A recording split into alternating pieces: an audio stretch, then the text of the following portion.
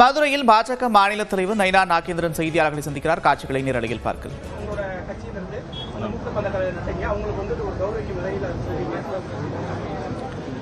அதாவது பார்த்தீங்கன்னா பெரிய பெரிய அரசு கட்டிடங்கள்லாம் இருக்கும். புரட்சித் தலைவர் எம்ஜிஆருடைய காலத்தில் பார்த்தீங்கன்னா என்ன பண்ணுவார்னா, எல்லாரும் புரட்சி முதலமைச்சர் வந்து திறப்பாங்க அப்படின்னு எல்லாரும் சொல்லிட்டு இருப்பாங்க. ஆனால் முதலமைச்சர் ஒருத்தரை தேடுவார். யாரை தேடுவார்னா, அந்த கொத்தனாரை தேடுவார். தலைமை கொத்தனாரை கூப்பிட்டு அவரை வச்சு அந்த கட்டிடத்தை திறக்க சொல்லுவார். அவ்வளோ கஷ்டப்பட்டு கட்டினதுனால அதனால ஒரு மரியாதை கொடுக்க வேண்டும் என்பதற்காக இன்னைக்கு அவங்களுக்கு சம்பவத்துக்கு குறைவான குறுகலான இடத்தை கொடுத்ததுனாலதான் அந்த விபத்துக்கான காரணம்ன்றாங்க. ஆனா உங்களோட பாரதிய ஜனதா கட்சி இந்த பிரச்சாரம் கொடுத்து கூட தொப்பைக்குளம் வந்து பெரிய இடமா இருந்து அதை கேட்டதுக்கு ஆனா கொடுக்காம அந்த அம்பியாத குறுகலான இடத்தை கொடுத்துருக்காங்க. அதை எப்படி சார் பாக்குறீங்க? கூட்டம் கூட கூட இந்த கருவி பண்ணாங்களா எப்படி சார்? அதாவது ஆளுங்கட்சிக்கு அவங்களுக்கு என்னன்னா, எதிர்கட்சிகள் எந்த நிகழ்ச்சியும் நடத்தக்கூடாது.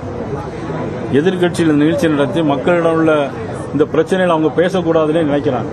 ஒரு அதனால்தான் கரூரில் பார்த்தீங்கன்னா அவங்க கேட்ட இடம் ரவுண்டானால கேட்டிருந்தாங்க. ஆனால் கொடுத்த இடம் ஒரு சின்ன குறுகலான. எல்லாரும் சாக்கடைகளே சேர்த்து விழுந்தாங்க.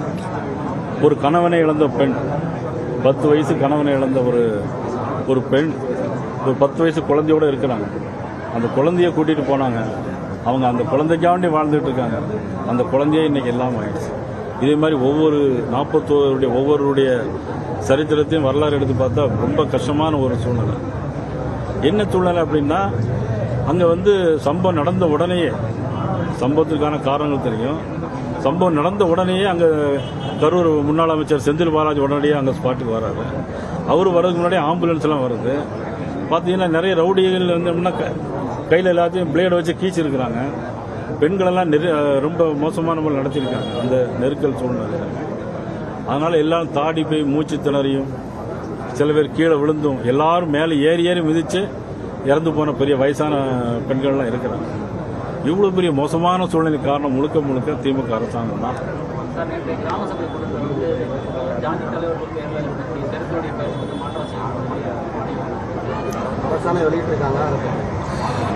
இல்லை, அதாவது ஜாதி தலைவருடைய பேரு நிச்சயமா இருக்க வேண்டிய அவசியம் இல்லை. சுதந்திர போராட்டத்துக்காக போராடிய தலைவர்களில் போய் ஜாதி தலைவர்னு சொன்னீங்கன்னா அதை எப்படி ஏற்றுக்கொள்ள முடியும்? ஒரு அரசாங்கத்துக்கு வேற வேலையே இல்லையா? இப்போ ஒவ்வொரு தலைவர்கள் இருக்காங்க. பெருந்தலைவர் காமராஜர், பசும்பொன் முத்துராமலிங்க தேவர் மற்றும் வீரன் சுந்தரலிங்கனார், கப்பலோட்டித்தன் வாவு சேமனார், இவெல்லாம் ஜாதி தலைவர்களா? இவங்க பேர் வைக்கக்கூடாதா? அப்படி பார்த்தா இப்போ எல்லா இடங்கள்லையும் கலைஞருடைய படம் எல்லா ஊர்லயும் இருக்கு. எல்லா பேருந்துலையும் கலைஞர்னு இருக்கு. ஏதாவது ஒரு இடத்துல வச்சாவிட போதுமே. கலைஞர் முதலமைச்சராக இருந்தவர், அவருக்கு நாம ஒரு பெயர் நினைச்சு விட்ட வேண்டும். ஒரு இடத்துல வச்சா போதும். எல்லா ஊர்லயும் கலைஞர்னு இருக்கு. இதெல்லாம் அவங்க எதுக்கு அலோவ் பண்றாங்கன்னு தெரியல. உங்களோட பயணம் சுற்றுப்பயணம் குறித்து கேட்டபோது பயணம் வரத்துக்கு வாழ்த்துக்கள், ஆனா எடப்பாடி தொழிலிருந்து இறங்கி வச்சா இன்னும் பயணம் வேகமாக சொல்லணும். அது வந்து அவரும் ஒரு காலத்தில் எங்களுடைய கூட்டணியில் இருந்தவர் தான், மதிப்புக்குரிய டிடிவி சார் அவர்கள்.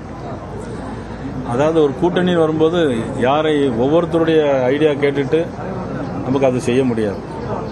இல்லை சார், அதாவது என்ன சொன்னாருன்னா, அதாவது வந்து ஏடிஎம்கே வந்து பாஜக கூட்டணியில் இருக்கு, அப்படி இருந்தா பாஜகவை வந்து இது பண்ணிடுறாங்க அப்படின்ற மாதிரி நாள்தோறும் ஏதாவது சொல்லிட்டே இருக்காங்க. சரி, அவங்களுடைய ஜோசியத்துக்கு நம்ம பதில் சொல்லி சொல்ல முடியும்.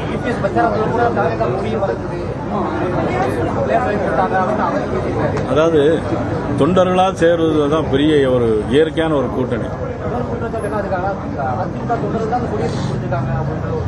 இல்ல, அது பத்தி எனக்கு கருத்து தெரியாது.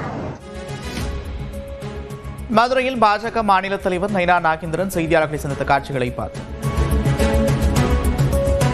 தொடரும் அண்மை செய்திகளுக்கு இணைந்திருங்கள். இது நியூஸ் 18 தமிழ்நாடு.